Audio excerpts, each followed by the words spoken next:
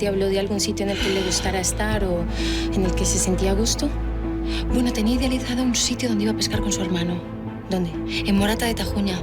Tenían una cabaña donde solían refugiarse y donde guardaban las cosas de pesca. Vale, muy bien. ¿Y esa cabaña dónde está? ¿Tienes la dirección o alguna ubicación más o menos? No, no lo sé.